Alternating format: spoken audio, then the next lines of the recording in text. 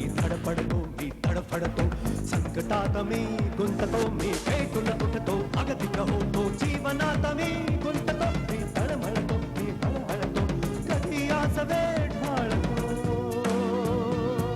नियती हा निलका महासंग्राम महासंग्राम महासंग्राम तीन जीवाचा बंदिवास हा नशिबिकाला सांगना सांगू किती या अंतरी यातना मज संवेना मज पुंजेना सांगाना सांगाना कशात नाही राम महासंग्राम महासंग्राम महासंग्राम मी त्या दुचाकी सायकल बद्दल नाही बोलत आहे, विशेष सायकल बद्दल बोलतोय. हो का? मला माहिती आहे विशेष सायकल इकॉनॉमिक्स मध्ये होतं मला. त्याला मराठीमध्ये दुष्टचक्र असं म्हणतात. हे पण मला एक कळलं नाही, या वड्यांवर संक्रांत कशी काय आली? हा, तू भांडतोस उगाच कटकट करतोस म्हणून बहुतेक मीना वहिनीनी हा डिसिजन घेतला असेल. नाही राघव, माझ्यामुळे डिसिजन बदलणारी ती नाही. बाबू ए बाबू आता का बया हितच तर वाता. बाबू कुठे आहे बाबू? हवा हितच वाता. इथेच? अगं मी आत्ताच तर आलो, मला नाही दिसला तो. अहो खरंच सांगते हितच वाता. गेला असेल नाक्यावर. तुम्हाला दिसला का नाक्यावर? आता मला कसा दिसणार? तुला तर माहितीये मी ऑफिस मधनं निघालो की सरळ गाडी पकडतो आणि नाकासमोर घरी येतो. माहित आहे हित तिथं कसं बघता ते चांगलंच माहित आहे मला.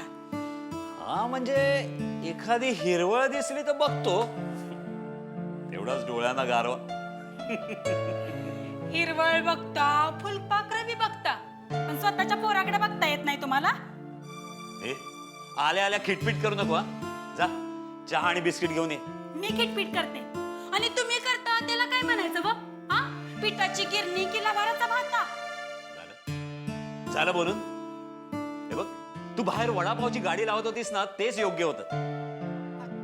घरी आल्यावर चहा नाही मिळायचा, पण ही खिटपीट तरी नव्हती. मी आज मी गाडी लावायला तयार होते पण तुम्ही आणि तुमचा बाबू दोघं बी नको म्हणालात. अगं पुन्हा राडा झाला तर कोण येणार सोडवायला? रोज रोज राड करायला काय मोगलाई लागल्या वय? आता मी बी एकटी नाही. का ग, काय गँग वगैरे बनवलीस की काय? वय अव शेजारची रखमा बीना, मिरच्या कोथिंबीरवाली शिल्पा, परत मच्छीवाली मावशी, टमाटरवाली बीना, समध्यासनी मी तयार केलंय. कशासाठी?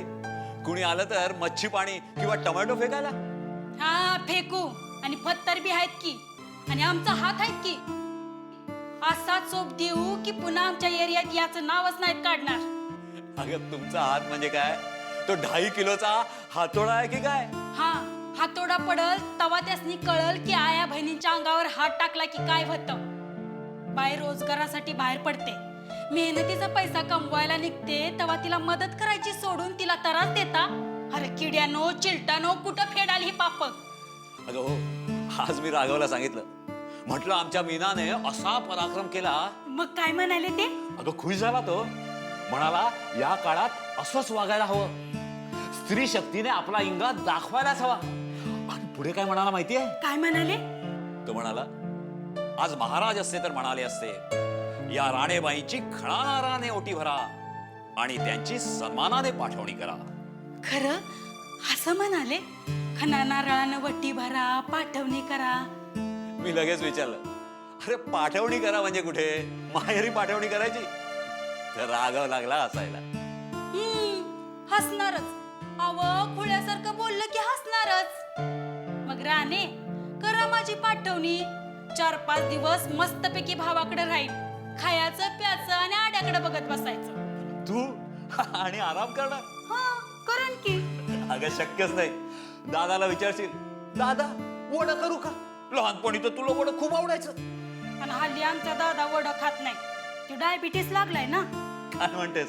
तरी बाहेर जाऊन बर्फी आणि चायनीज वेळ खात असतोस की? वहिनी केवढी वराडते, पण उपयोग नाही. अगं तुझाच भाऊ तसाच असणार. अहो औषध पाणी सगळं गोळ्या वेळेच्या वेळेला घेतो. मग वहिनीला विचारशील भाकऱ्या करून देऊ का? अहो करण की तिला तरी कोण आहे ना, बहीण ना भाऊ. मग मग जाऊ का मी? जा ना. आणून देऊ का तिकीट? तिकीट काढताय? घरचं काय काम सांगितलं की हवा गेलेल्या फुग्यासारखं बसून राहणार. म्हणणार मी नेच्या पास गाडीत पेट्रोल टाकलं तरच गाडी चालणार, आणि आता लगेच निघाले तिकीट काढायला. कारण बायको माहेरी जाते म्हणजे आम्हा नवऱ्यांना किती रेस मिळते हे तुला समजणार नाही. त्यासाठी पुढच्या जन्मात तुला नवरा व्हावा लागेल, नवरा. असं मग पुढल्या जन्मी आपण आदला बदली करूया. तुम्ही व्हा माझी बायको आणि मी होते तुमचा नवरा. मग सगळा सूड घेते, या जन्मीची सगळी वसुली करून घेते. कसा घेशील ग सूड? कसं म्हणजे?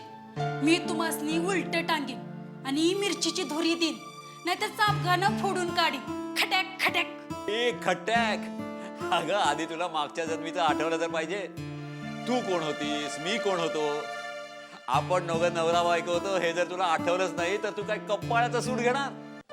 अरे हा, मग मी नाही काय करू शकणार? अगं त्यावेळेला बायकांची इतकी प्रगती झाली असेल की नवरे त्यांना त्रास देणारच नाही. म्हणजे गोगल गायवानी सरळ गाण्या. बायका गाय आणि पुरुष गोगल गाय. आता बडबड बंद करा आणि बाहेर जाऊन वैभवला घेऊन या. अगं येईल ग तो. आज दिवसभर तुझ्या सेवेसाठी घरातच थांबला होता ना? फै थांबला होता. दिवसभर माझी सेवा केली, मला जेवण आणून दिलं. हवं पण लेकरू उदास वाटलं, भरकाटल्याला वाटलं.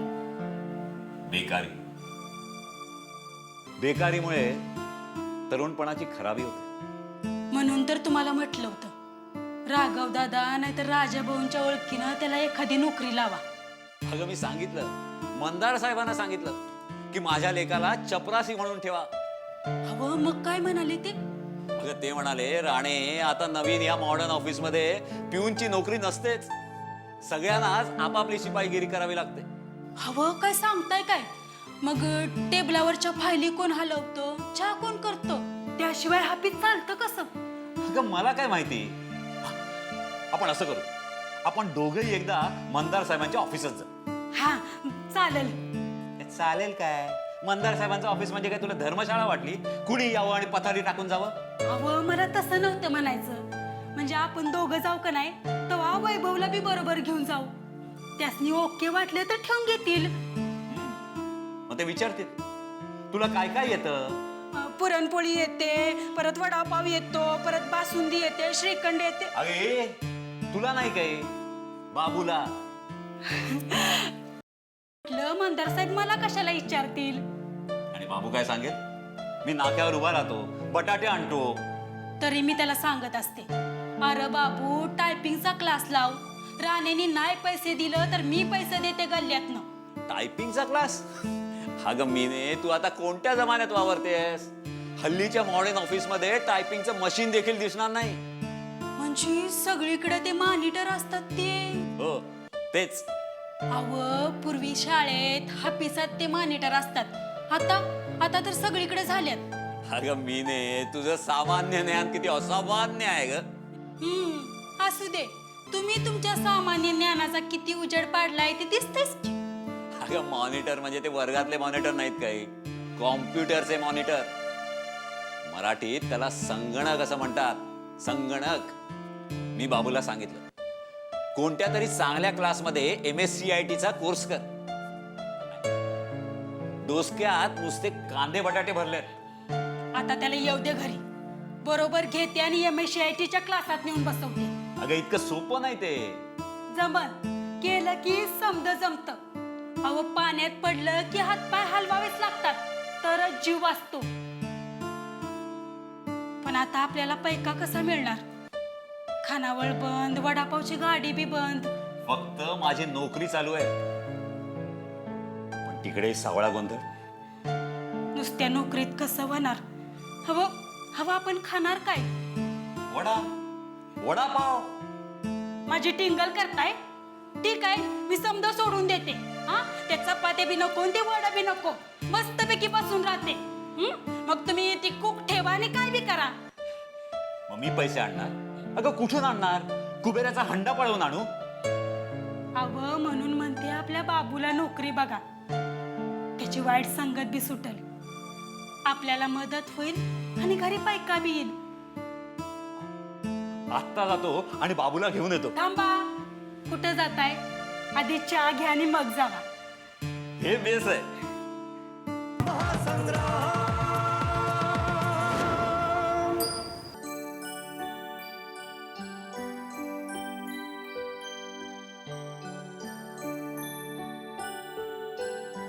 हा नाद सोड सोड, हा नाद सोड सोड, हा. तू इथे काय करतेस? काही नाही हो, ऑफिसचं काम. इथे?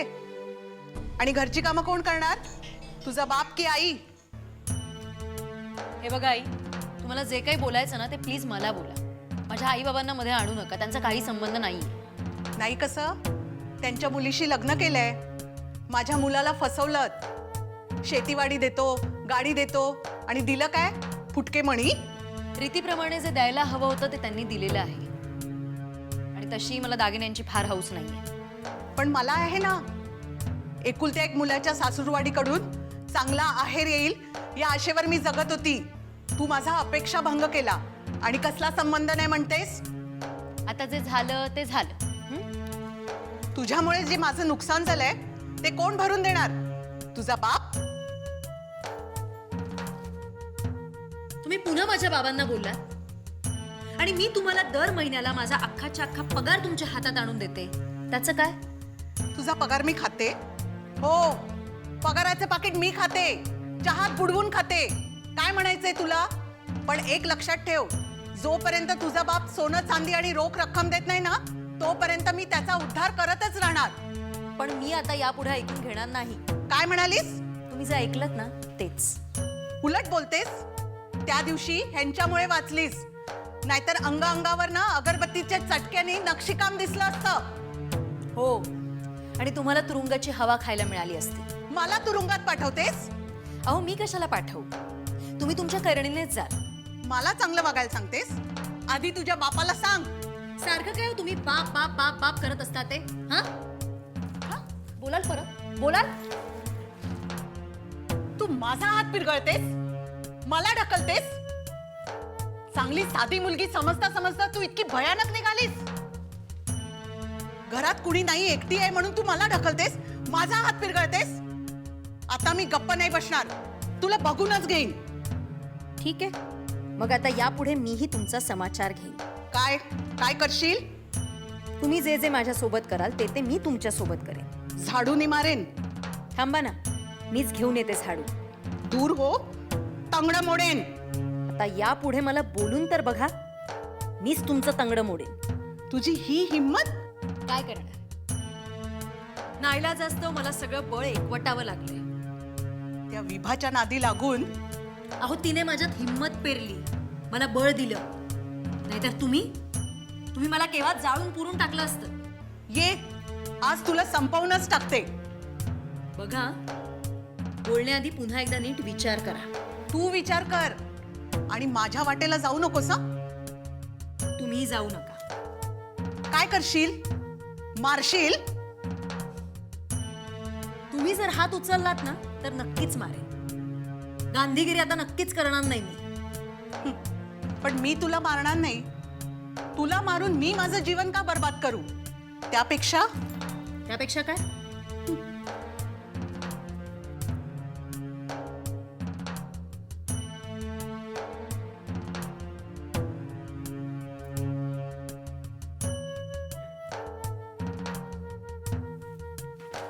हे घे, हे काय? तुझे कपडे. कशासाठी? जा, औरंगाबादला जा आणि तुझ्या बापाकडनं पैसे घेऊन ये. मी जाणार नाही, त्यांच्याकडे पैसे नाहीये. मग जमीन विकून टाका, नाहीतरी मेल्यावरती काय वर नेणार आहात का? अच्छा, मग तुम्हाला वर न्यायची आहे का तुमच्या बरोबर? हे बघ, तू मला भडकवू नकोस हा. माझे हात शिवशिवत आहेत, माझ्या तळपायाची आग मस्तकाला जाते, तरी मी संयम ठेवणार आहे. ठेवा ठेवा, तेच तुमच्या हिताचं आहे. तू सांगायला नको काय हिताचं आहे आणि काय नाही ते.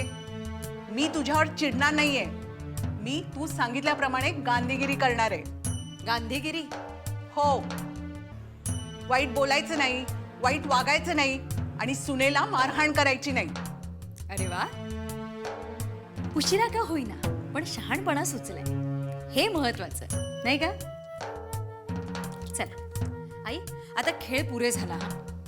घरात खूप कामं पडली आहेत. श्री आणि बाबा जर इतक्यात आले ना तर विचारतील जेवणाचं काय म्हणून. नको नको, तू त्यांची काळजी करू नकोस.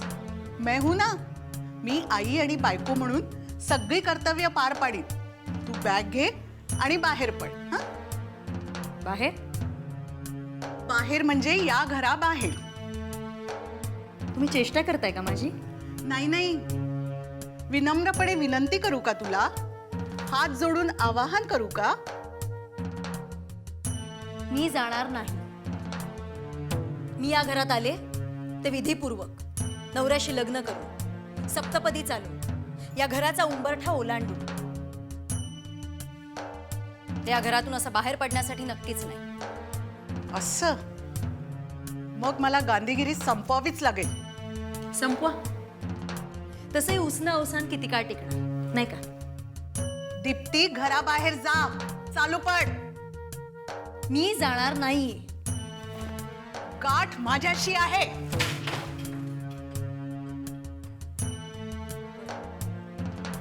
मी घराबाहेर जावं हीच तुमची इच्छा आहे ना? ठीक आहे, पण याचे परिणाम वाईट होतील, लक्षात ठेव.